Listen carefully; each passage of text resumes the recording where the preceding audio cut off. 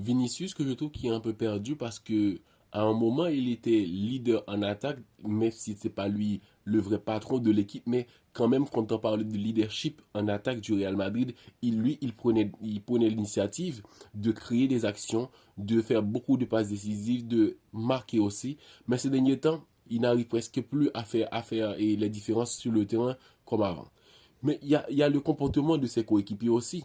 Quand un joueur passe par des mauvais moments ou un truc dans le genre, il y a des appuis, il y a des façons de montrer qu'on est une équipe. Mais ces derniers temps, au Real Madrid, il n'y a plus cette envie de frère, de fraternité, sinon que moi aussi, je veux mes stats. Donc, ne tue pas l'équipe. Toi, tu fais ton travail, moi aussi, je vais faire mon boulot ou peut-être me surpasser, mais il n'y a plus l'équipe qui est la priorité de tout le monde.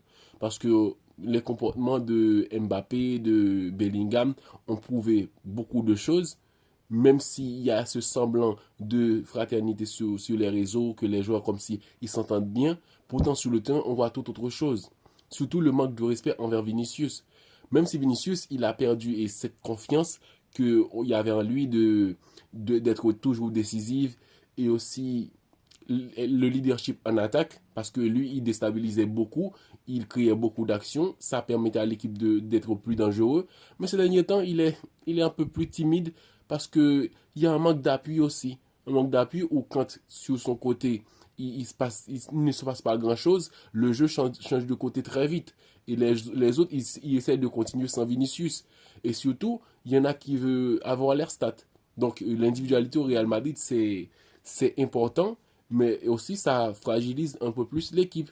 Donc il n'y a pas une équipe capable d'être plus cohérente, de jouer avec un beau jeu d'ensemble, mais c'est plutôt chacun pour soi, essaye de faire les choses à leur manière. Le Mbappé ne suit pas le rythme de jeu de Vinicius. Mbappé, quand il est sur le terrain, il n'est pas là pour créer de l'espace. Mais sinon, tu dois essayer de jouer avec lui et de faire des combinaisons et qui sera dans son avantage aussi parce que c'est un joueur, il est ambitieux, il veut marquer. Oui, il a marqué un doublé qui a permis au Real Madrid d'avoir cette victoire importante. Et premièrement, parce que ça faisait des années qu'ils n'ont pas remporté un match à Villarreal. Et aussi pour avoir partiellement la tête du championnat.